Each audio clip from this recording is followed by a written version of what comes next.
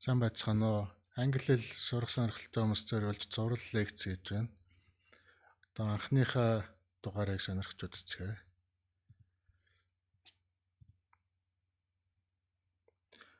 Өнөөдрийн хичээл дээр болохоор англи хэлний 26 үсгийг үзэж сонирхъя. Англи хэл монгол хэлнээс ялгаатай англи үсгүүд нь бичсэн шиг дуудсан ч гэсэн 2-3 янзаар үсгүүд нь хувирж дуудагддаг. Энэ нь англи хэлний үсгийн онцлог. Тэгэхээр англи хэл сурч эхэлж байгаа хүмүүс үсгээ эхнээс нь яаж дууддгийг сураа явбал цаашдаа илүү хэл сурахад амархан болно. Тэгэхээр эхний үсэг маань A үсэг байгаа. A үсэг нь Монгол А үсэгтэй адилхан. Гэхдээ дуудлага нь E юм уу, E юм уу, А гэд 3 янзаар дууддаг. Тэгэхээр ямар үгэнд яаж дуудаж байгаас болоод хэрвээ дуудлагын сураагүй бол анхын сурч байгаа хүмүүст их төвөгтэй байдал үүсдэг байна. Жишээлбэл apple гэд алим, father гэ аав, make гэд хийх гэ өгнүүдэд ондоогоор дуудагдаж байна. Хоёр дахь үсэг маань B үсэг, Монгол B үсэгтэй адилхан. Зарим англи үсэг бол яг монгол үсэгтэй адилхан болохоор сурахад их хэлбэр. За дараагийн үсэг маань C үсэг.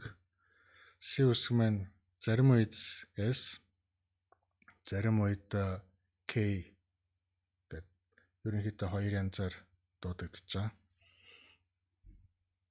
Тэгэхээр үг жижиглэхдээ яаж дуудаж байгааг сайн жижиглэхгүй бол яг ярьж эхлэхэд буруу дуудах магадлалтай гэсэн. Жишээ нь city гэд хот гэхэд S-ээр дуудана. Cat гэд муур гэхэд K-гээр дуудана. Тэгэхээр sat гэж болохгүй байна. Дараагийн үсэг маань D үсэг. D үсэг бол харьцангуй амархан. D-гээрээ дуудана. Дараагийн үсэг маань E үсэг. Монгол E үсэгтэй адилхан бичнэ. E үсгийг нэг бол E, E, урт E гэ хоёр янзаар ерөнхийдөө дуудаж байгаа. Дараагийн үсэг маань F үсэг. Монгол F үсэгтэй адилхан. Дараагийн үсэг маань G үсэг. G үсэг үндсэн хоёр дуудлагатай G эсвэл G. Тэгэхээр go гэд явах гэхэд G-гээр дуудана. Giraffe гэд анаш гэхэд G-гээр дуудана. Дараагийн үсэг маань H үсэг байгаа. H үсэг маань зарим үед H H гэд ер нь H-гээр л дуудана. Гэхдээ ихэнх тохиолдолд энэ үсгийг бичсэн ч гэсэн уншдаг. Хэрвээ уншвал их зөөлхнөр уншдаг. Тэгэхээр монгол Х шиг хатуугаар дуудаж болохгүй. Дараагийн үсэг маань I үсэг. I үсгийг нэг бол I, нэг бол E-гээр дуудана. Тэгэхээр time гэ цаг гэхэд I-аар дуудана. Sit гэхэд суух гэхэд E-гээр дуудана. Дараагийн үсэг маань J үсэг. J бол хувирахгүй.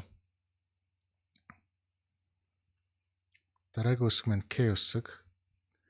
K үсэг монгол K-тэй адилхан бичээд өстэй адилхан дуудана. Дараагийн үсэг маань L үсэг. L үсэг бас сурахад амархан. Ганц ялгаа нь хэлний үзүүрийн L байгаа. Тэгэхээр их зөөлхөн L-ээр дуудана. Дараагийн үсэг маань M үсэг. Монгол M үсэгтэй адилхан бичнэ. Дуудах нь ч бас адилхан. Тэгэхээр сурахад амархан. Дараагийн үсэг маань N үсэг. N үсэг бас адилхан.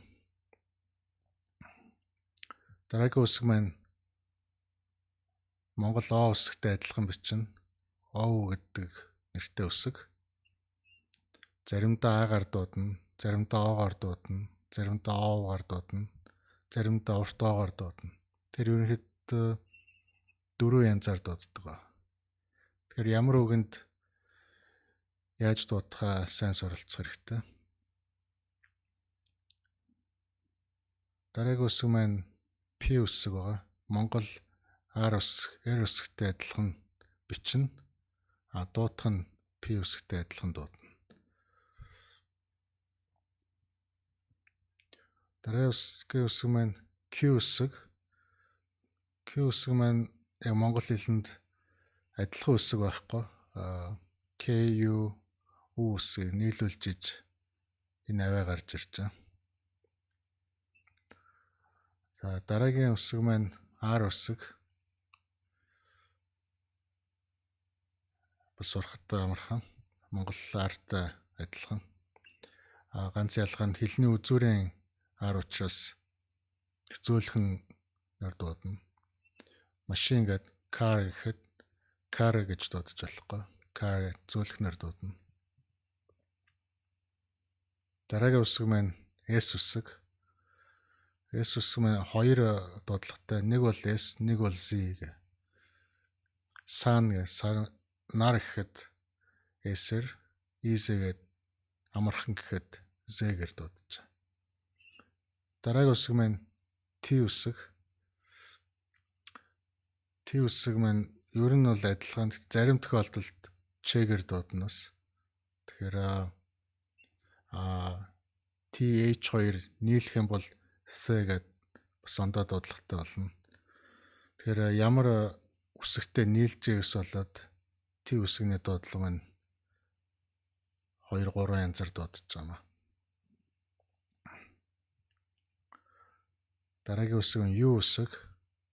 Монгол U 2 нийлж U үсгийг нэрлэж байгаа. Дуудлага нь бол А, У, У гэд бараг 4 янзаар дуудана.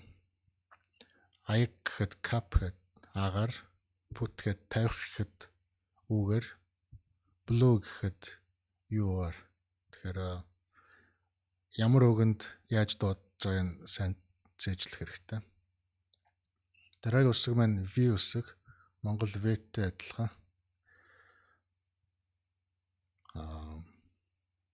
Дараагийн үсэг маань W үсэг. Дуудахдаа W гэж дуудахгүй. Дуудахдаа wow гэж аваа гаргаж дуудана. V гэж дуудаж болохгүй. Хатуугаар V гэж wow гэд тийм аваагаар дуудана. Дараагийн үсэг маань X үсэг. Дуудахдаа KS нийлүүлсэн шиг KS юм уу? GZ нийлүүлсэн шиг GZ аваагаар дуудана. Дараагийн үсэг маань Y үсэг. Монгол U үсэгтэй адилхан бичнэ. Уншихтаа Y, E, I үндсэн 3 янзаар дуудаж байгаа. Хамгийн сүүлийн үсэг маань Z үсэг. Монгол Z-тэй адилхан. Тэгэхээр сурахад харьцангуй амар үсэг байна. Үүнээс гадна TH 2 үсэг нийлэхээр С гэсэн аваа гарна. Энийг дараа нь сайн сурах хэрэгтэй. CH2 үсэг нийлэхээр Ч болно. SH2 нийлэхээр Ш болно. PH2 нийлэхээр F болно. Тэгээ энд ороогүй өшөө бас олон төрлийн юм холбоос авианы онцлог холбоосууд байгаа. Жишээлбэл Butter гэдэг Night гэдэг K үсэг биччихэд K-г уншихгүй юм бичээд уншдаггүй үсэг их олонтой англи хэл. Hour гэдэг цаг гэж биччихтэй H үччихэд H-ээ уншихгүй. Island гэдэг арал гэдэг S үччихэд S-ээс уншихгүй. Тэгэхээр